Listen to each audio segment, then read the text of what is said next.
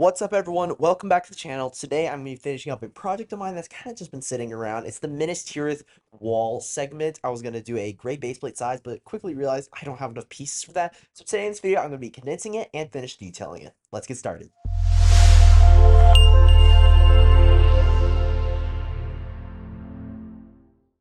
So obviously the first step is I need to take the build apart, unfortunately. So the first step, I'm going to be peeling up all of this plate, both the 4x8 nougat plate as well as the 2x2 angled olive green plate. And I want to stack all of that nougat plate in a spring-like shape so that I can easily just pop it apart and transport all the pieces as one unit, because I don't really have an extra bucket lying around for them right now. And then I'm sorting out all of that 2x brick underneath as well as the olive plate. And then I peeled up the wall carefully so I can reuse hunks of it later on to make the build process a little easier.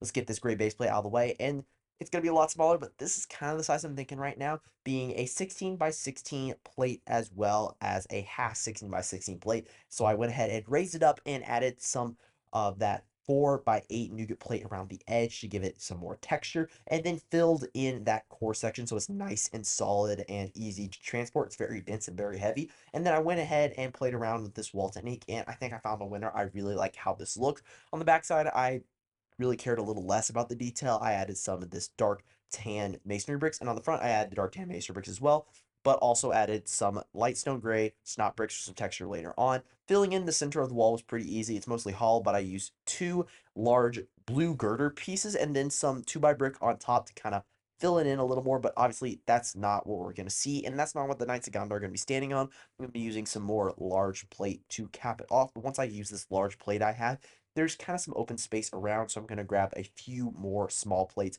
being some 2x4 darkstone gray plates, as well as two 1x6 1 by plates, and then I'm going to just finish off capping it off using these little plates kind of around the edges, and I think it looks a lot better. It'll be a lot better aesthetically, as well as we actually have a firm place to place our minifigures later on. But the next thing I want to go ahead and deal with is all these open snot bricks. It's going to look a little something like you see down here. I'm just going to be using some various 1x white tiles, but also a 1x ingot, as well as this like curved angled 1x1 white tile. And once you add a ton on here, I think it looks really good. It adds some more depth and texture to the wall that you wouldn't have gotten otherwise. The dark tone or dark tan masonry bricks add some nice color, but these add some more depth to the wall, make it feel more realistic, and I really liked how this technique turned out. Now, obviously, we still need some of the large parapets on the top section of the wall, so I have a few ideas to play with, so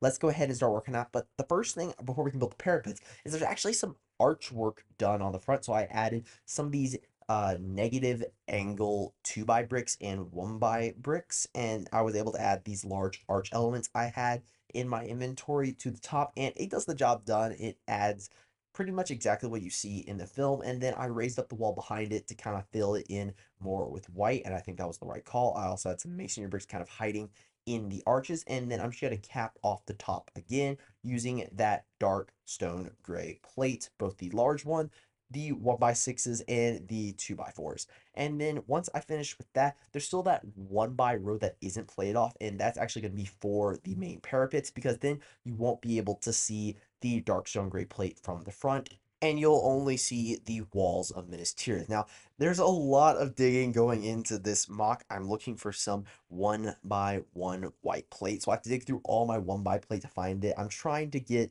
them a little more sorted out now, but mainly it's by piece type, and that does save me a lot of time, but eventually I'd love it by color and by piece type. It just make it a little more efficient. That's just a little side note on my parts inventory. Now I'm going to be putting some of this plate along the top, as well as another row of these masonry bricks and some jumpers, and then I'm going to be able to add some of these parapets I designed using a 1x1 modified snot brick piece. I don't really know what it's called, and then some slopes, and I'm going to just go ahead and run these down the length of the top of the wall.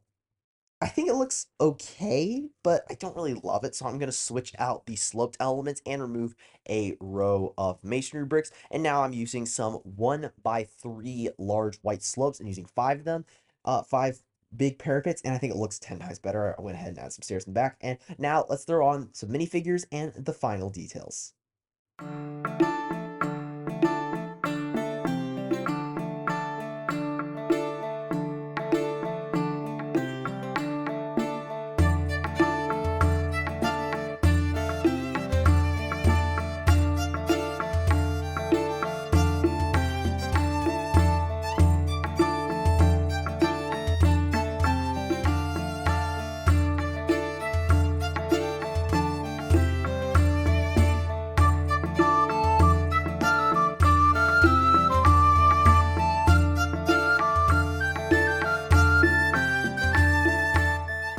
I think this build turned out great. Super proud of it. I'm actually going to be bringing it and some other mocks to Brickworld Chicago 2025. I'm super excited. I'll have a video with some more details out about it pretty soon. And that's it for this video. If you guys enjoyed this video, please remember to like and subscribe and comment below your thoughts on the build.